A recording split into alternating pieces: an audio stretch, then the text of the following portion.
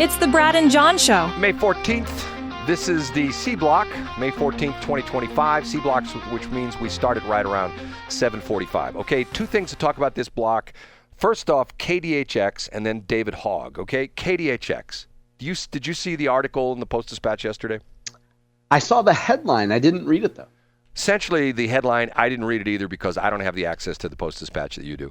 But essentially it said that the bankruptcy judge essentially says, on with the auction.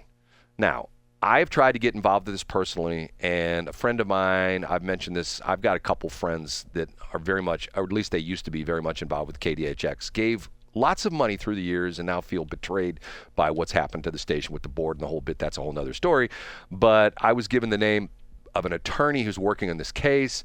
I spent about an hour on the phone with her a couple weeks ago, and after the conversation with her, she was very upbeat about it. After I got off the phone, I thought to myself, okay, this is a done deal. This is going to either end up with either the God operations. It's either going to go to the Joy 99 people, which is called Gateway Creative Broadcasting, or the KLOVE people, which are called EMF, Educational Media Fund, okay?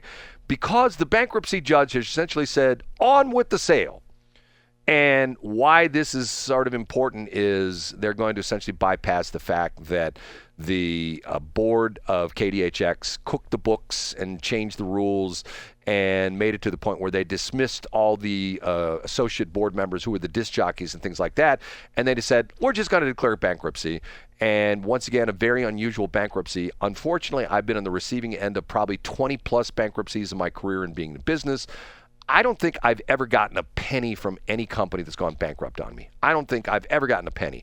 In this case, everybody who's owed money by KDHX is going to get 100% of what they were owed. Plus, there's going to be probably a $2 or $3 million excess that is going to go to the current board of KDHX, and they're going to throw up some stupid streaming channel or something like that. It's just sort of sad, but it's a done deal. I mean, as far as I'm concerned, it's a done deal because the way the laws read, they declared bankruptcy. The bankruptcy court is like a machine. You can't stop it. It just keeps moving forward. And, and once again, this is the job of the court. I mean, their job is you file bankruptcy, you appoint a trustee, you make sure, you see what kind of money you can get, you take care of the creditors, and you move on down the road. And that's what's happened. The thing's like an autopilot, and there's nothing going to change it from that way. It's either going to be, either KLOVE or Joy 99, one of the two. Yeah, so I like the fact that the gentleman who's the attorney for KDHX, his name is Robert Eggman. And what? So, I mean, I think it's a villain character in the Sonic movies. Is Eggman, right? I haven't watched him, but I think that's a villain. Isn't that what Howard Stern plays on? No, that's Fart Man. It's not Eggman. Okay, I'm sorry. Okay, did you read the article? No, it took me about 15 seconds to pull up a paywall-free version. I have it in front of me right now, yeah. Okay, and is what I said pretty much what's going to happen? I've had about 15 seconds to read it, so I'm not sure. It looks as though, Brad, the way that you've described it, taking your description at face value, there's these two powerhouses that have the right, because they've been smart with their money, to actually make decisions about a radio station. Which one will get the station? Will they just bid against each other? Oh yeah, that's good. It's just going to be a bidders war. Now, there's the only outside chance they have is that, and this is with the FCC. The FCC, because the local group essentially is throwing back at the FCC, is actually what the FCC tells us broadcasters to do, to serve the public interest, convenience, and necessity. And at least with Educational Media Fund, they do none of that. I'm going to get in trouble for saying that. But the idea being, back in the day when I first got into broadcasting, there were actually various categories you have to prove to the FCC you did on a weekly or actually a daily basis. You have to do X amount of news. It had to be local news. You had to do X amount of public affairs, X amount of this, X amount of what they called sustaining time, which means there was no sponsorship. And pretty much those rules have gone by the wayside. But the FCC still comes back to the original words in the Communications Act of 1934 that stations have to operate in the public interest, convenience, and necessity. And for example, what you and I are doing right now to a certain extent would essentially qualify under public interest, convenience, necessity. You and I are discussing things that are important to the citizens of this area. Public interest, convenience. In other words, we are available to the listening public. And necessity meaning we are necessitating the fact that we are giving information to the public that they can make their decisions about. You and I can essentially, editorialize on things, but we're giving points. Like, for example, you and I went back and forth with the Kit Bond ruling, the residency and things like that. People would say, I never knew that. That's interesting. I never knew the Supreme Court did that. Okay. With KLOVE, they stick, I don't even think they use a satellite dish anymore. They stick a box at the transmitter site, and it just runs the same format 24 hours a day, 7 days a week. That's all over the country. All over the country. And the only thing that do locally is top of the hour ID, which is required by the FCC. Yeah, that's top of the station identification, yeah. Right. So essentially, are they operating in the public interest, convenience, necessity of the city of St. Louis? Who are they licensed to? I say no. But the problem you run into is, here's the sticky wicket when it comes to these things. With the religious broadcasters, the FCC treats them like they are radioactive, just like John in that picture testing the soil samples up there in North County near the airport. They don't want to get in position of violating the separation between church and state, which technically doesn't exist in the Constitution, but people think it does. But they don't want to get involved with that. So essentially, it's like hands off. They don't touch these issues because of the fact that they don't want somebody to say, well, you're infringing upon my religious beliefs by not letting them do this contemporary Christian music on 88.1. And I don't think that's going to hold up. But it's going to be a done deal. Now, of my two, obviously I would prefer that the local operation, Gateway Creative Broadcasting, vis-a-vis Boost 95.5 and Joy 99.1, would end up with a license because they are local people. They employ local people. They have studios here locally. They are actually, I know Sandy Brown, who runs the operation, a very wonderful woman who is really, really in it to help the local people, in her case, preach to the local people, give them the word of God, stuff like that. And it's not just about grinding out Benjamins, okay? And that's my choice, but it's not going to happen. I mean, it's the KDHX people, it's not going to happen. And the sad part of it is, this is another situation where you have a local station which is not going to be local anymore. And it's these nutbags that are, and once again, I say, you people on the board of KDHX, you're nutbags. And if you want to sue me, you have your attorney call me. I'll come and pick up, the pleadings, whatever. 314-280-8880. I'd love to be sued by you for defamation because I think I'd win this one in court, because all I'd have to do is bring in all the KDHX people that you fired and point out the fact that you violated Missouri state law by doing what you did with open meetings laws and stuff like that. I think it's ridiculous, and it bothers me, and I hate to see another nail in the coffin of local broadcasting. That's just me, John. Yeah, so what's good about the story, I just sent you a link, Brad, to the paywall-free version of it, which, again, doesn't take long if people want to get a paywall-free version. You can go to archive.is and get a paywall-free version of virtually any article. A gentleman who's the attorney for KLOVE, which I think this is great news, Brad. The judge says that whoever the successful bidder is will have to reimburse KLOVE for the lawyer's fees up to $300,000. So that's pretty good, because KLOVE was the first bidder and put the whole deal together. And as their attorney says, we're here today because of KLOVE. KLOVE stepped up. So whoever buys it will pay up to $300,000 to reimburse legal expenses, plus a $152,000 fee. So that's pretty good, I think. The KLOVE attorneys could get up to $452,000 for the important work that they've put in and the grief that they've dealt with in trying to put this deal together. And I have two sources, inside sources on this, that told me that the current lady who runs, I can't remember her name, who the KDHX, whatever she is, executive director of Double Helix Corporation, which is the not-for-profit, that she's been talking with the KLOVE people for over 2 years.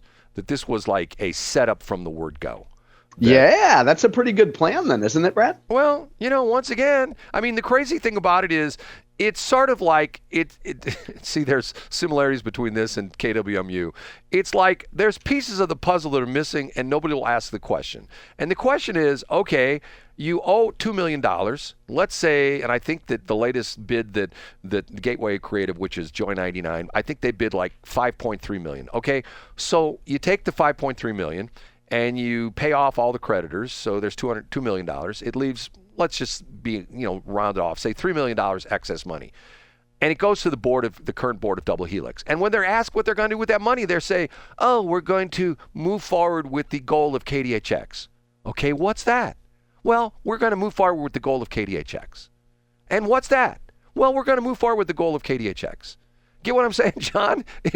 So it goes to show that they haven't had time to build out a full plan right now, and whatever sketch they have of a plan, they feel that they don't owe it to the Brad Hildebrands of the world to talk about what they're going to do. But you feel, Brad, entitled to see what their plan is going to be, assuming they have a plan, right? John, this is my distrust of not-for-profits. I have a serious problem with not-for-profits because, unfortunately, I have seen behind the curtain. I've worked with many, many, many not-for-profits through the years, and I have a serious problem with not-for-profits because of the fact that John and I get in this argument all the time. This probably goes back to 6 or 7 years ago when I did some work for a not-for-profit, and I got to know the woman who ran the organization, and she got to the point where she felt comfortable with me with discussing, a lot of what other not-for-profits were doing, and I found out that they're making a ton of money, and they drive around in nice cars, and they have six-figure salaries, and they don't pay any taxes. And I'm going like, okay, what's wrong with this picture? I've told the story. I have a piece of property. I'm not going to tell that story because people know where my piece of property is at. But I have a piece of property that is across the street from a not-for-profit organization. And the piece of property I bought at a tax sale. I paid practically nothing for it because you can't do anything with it. It's got a creek on it, and you can't do anything with it. I just bought it, so there's a novelty piece. Okay, I pay more taxes per year on my stupid little piece of property that you can't build on than the not-for-profit across the street does, and they're in a $10 million building. Okay, how is that fair? How is it fair that I have a distressed piece of property which is essentially unbuildable, and I bought it just to essentially have it just as like a joke, and I pay more taxes than the not-for-profit that's across the street that has a $10 million building? John, explain that to me. Yeah. So first of all, I think anything that you own is going to be distressed, right? Thanks. I appreciate that. Okay. Like whether it's a lawnmower, a vehicle, or a radio station, once you touch it, it becomes in a state of distress. And secondly, what it sounds like to me, Brad, just from arm's length here, and from hearing you talk about it roughly once a week for the last 18 months, is that it looks like there are laws that are created, they're rules of the game, and other people are playing those rules effectively, and you don't like that, right? I think the rules should change. And what have you done to change those rules?